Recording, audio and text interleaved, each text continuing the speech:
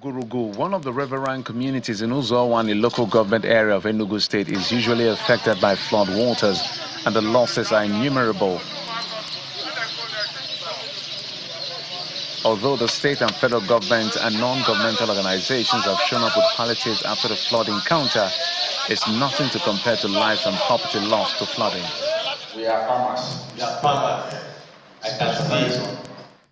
In order to mitigate the impact this year, members of the Nigerian Red Cross Society, the State Emergency Management Agency, their national counterpart, and the media are here for a two-day conference on resilience building through multi-stakeholder engagement in anticipatory action for climate-induced disaster. They begin by identifying more stakeholders that must be on board to tackle the impact of flooding in the state, as it's never a one-man's business. No one person or organization or agency can manage disaster. And that was the reason for this exercise. Do we even know those that should join their hands? I was expecting to see stakeholders like NURTW in our list. They are very relevant. The National Union of Road Transport Workers, true or false? Nobody is mentioning vigilante. That is even the first security that us in our communities.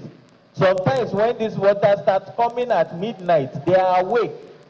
They are the first set of people sometimes to even raise alarm. Nobody is mentioning that the agro groups in our communities. When we mention stakeholders, it's not something in the sky. It is just somebody who is relevant or has a stake, something to do to the conversation.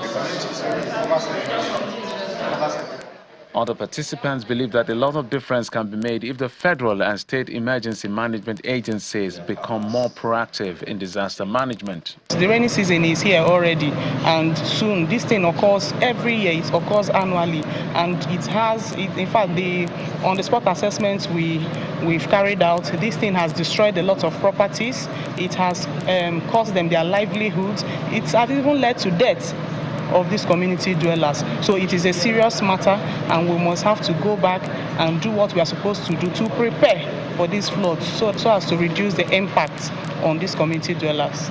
According to the Red Cross, the initiative will also see the support of climate change, adaptation, resilience through nature-based solution. One rural community, one urban community, and one semi-urban community.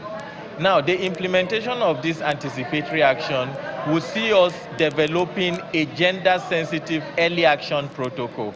And through this early action protocol, we will then implement the focus-based mechanism for anticipatory action, working with these communities at the center of it. As the world at large grapple with the issue of climate change, hopes are that every stakeholder will play its part in reducing the impact on human lives and society in general.